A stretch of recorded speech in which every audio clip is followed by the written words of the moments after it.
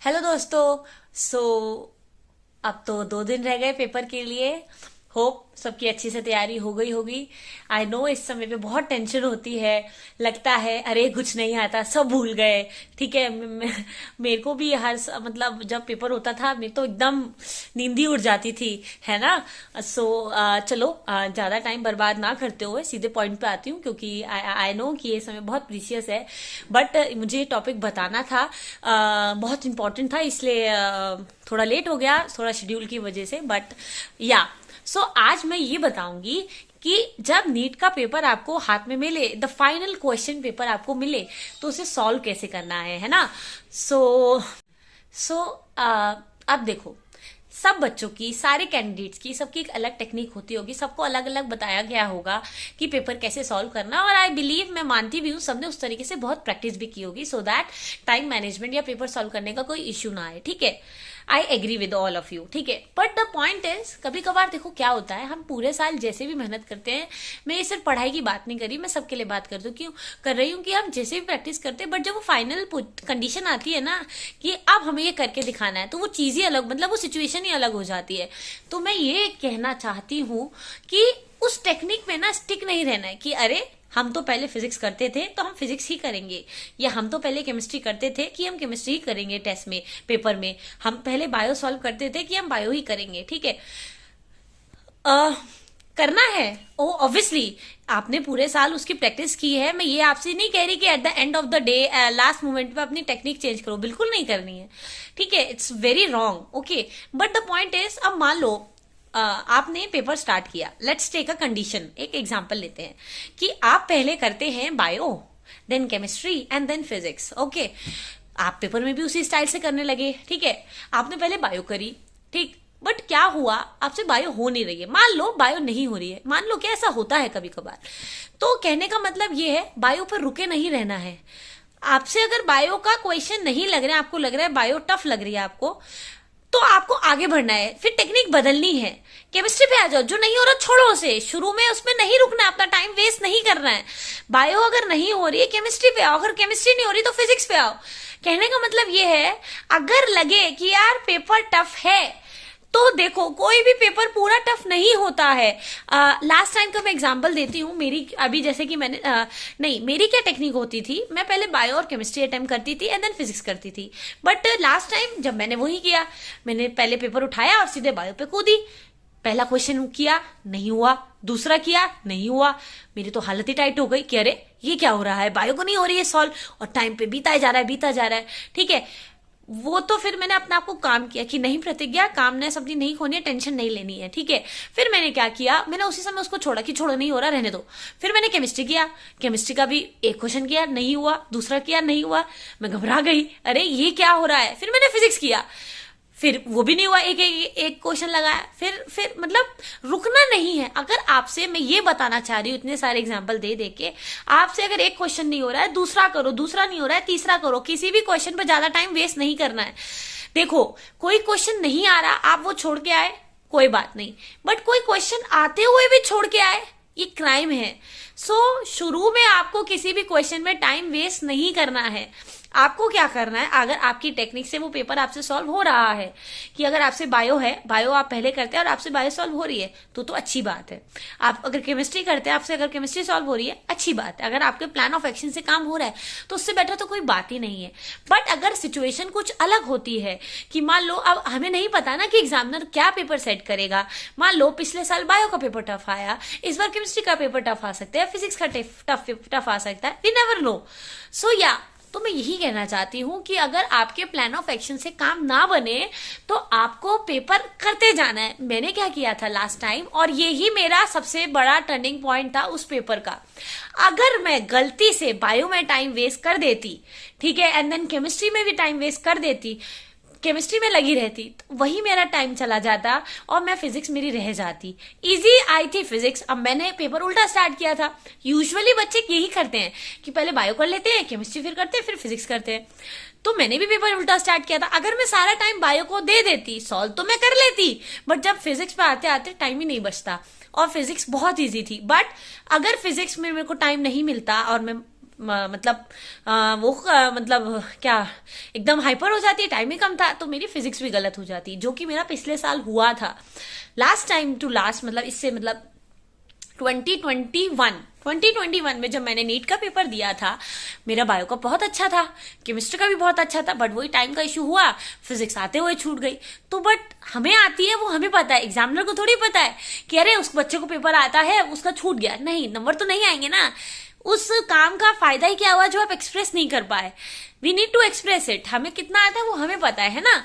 सो या तो मैं यही कहना चाह रही हूं, अगर आपसे कोई क्वेश्चन नहीं हो इनिशियली, उसको छोड़ दो, आगे बढ़ना है, बिल्कुल भी रुकना नहीं है। क्योंकि जहां आपने एक क्वेश्चन में 1 मिनट से ज्यादा टाइम लगाया, अगर आपसे वो क्वेश्चन हो रहा है, आपको आता है, इट्स वेल एंड गुड, नहीं आ रहा है छोड़ दो, बाद में देखना, टाइम मिले, और अगर नहीं मिले तो कोई बात नहीं, बट उस क्वेश्चन का अगर वो छूटेगा तो दुख नहीं होगा। क्यों? क्योंकि वो तो आपको आता ही नहीं था।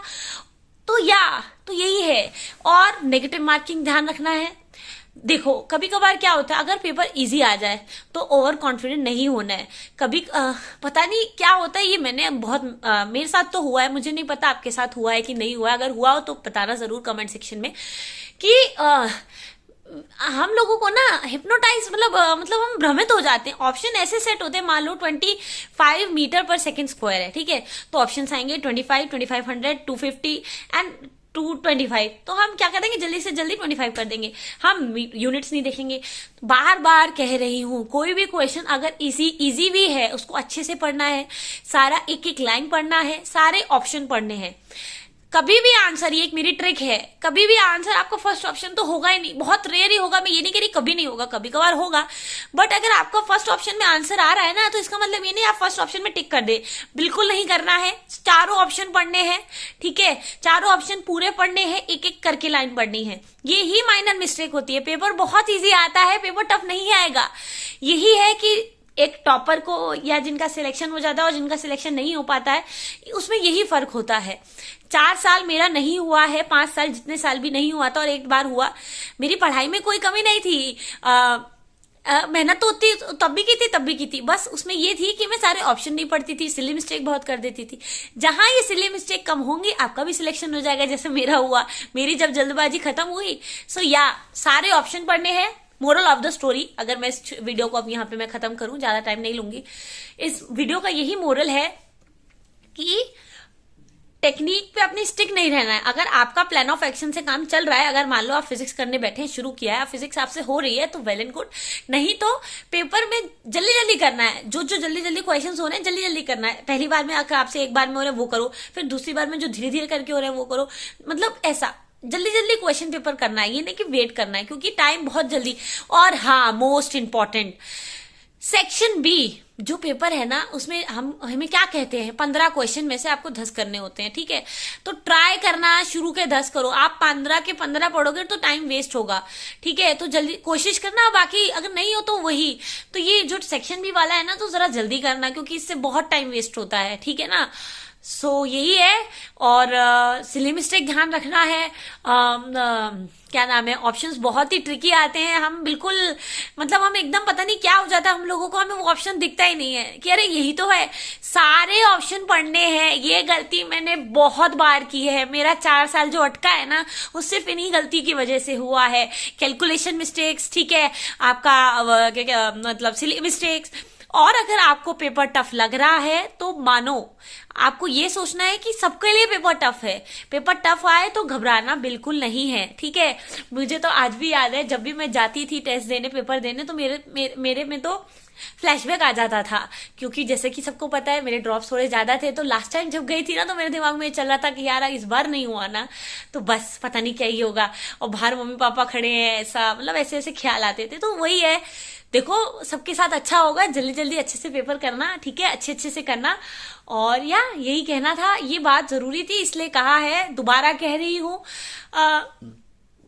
सॉरी कि कि क्वेश्चन पेपर में टाइम वेस्ट नहीं करना है, पहले जल्दी जल्दी उन क्वेश्चन पे फोकस करना है जो आपसे एक बारी में हो रहे हैं, ठीक है, फिर धीरे धीरे करके उन क्वेश्चंस पे आना एंड में कि जो आपसे नहीं हो रहे हैं। इससे क्या होगा, आप जल्दी जल्दी क्वेश्चन जो आपको अच्छे से आते हैं आप कर सकेंगे, है ना। और बस, और टाइम देखते रहना है, कोशिश करना है कि आधे घंटे में जल्दी से जल्दी बायो करें। और जो टफ, क्योंकि पता चल जाता है, जैसे लास्ट टाइम जो हुआ था बायो का, जब मैंने अटेम्प्ट किया था तो मुझे पता चल गया था कि बायो का कुछ सेक्शन जो वो टफ आया, जब फिजिक्स पे आई तो मुझे इजी लगा। पेपर हमेशा ना बैलेंस्ड होता है, कभी भी तीनों सेक्शन टफ नहीं आएंगे। अगर फिजिक्स टफ लग रही है छोड़ो उसको, आगे बढ़ो, केमिस्ट्री पे आओ तो वो जरूर थोड़ी ठीक आएगी। पिछली बार का ऑर्डर कुछ ऐसा था, फिजिक्स सबसे टफ थी, केमिस्ट्री उससे थोड़ी लाइट और बायो सबसे फिजिक्स सबसे इजी। सो या paper was is always in a balance. अगर कोई चीज टफ आई है तो वो बाकी की दो चीजें नॉर्मल होंगी। तो यही कहना था, इसलिए मैंने ये लास्ट मोमेंट पे इसलिए बनाई सो दैट आप सबको ये बात याद रहे, और ये बहुत जरूरी बात थी तो इसलिए जरूर कहनी जरूरी थी। और तो यही है। एंड ज्यादा टेंशन नहीं लेना है, पेपर से एक दिन पहले थोड़ा सो जाना और सुबह सुबह सारी चीजें लेके जाना, भूलना नहीं है। बाकी ऑल द बेस्ट। और मैं, हाँ, मोस्ट इम्पॉर्टेंट मैं ट्राई करूंगी कि जैसे ही आप पेपर देके आए, मैं जब तक आपके मतलब जल्दी से जल्दी विद इन 1 आवर आंसर की डालने की कोशिश करूंगी, है ना। तो यही है। All the best and I hope सबका पेपर अच्छा जाएगा, है ना। Okay, bye.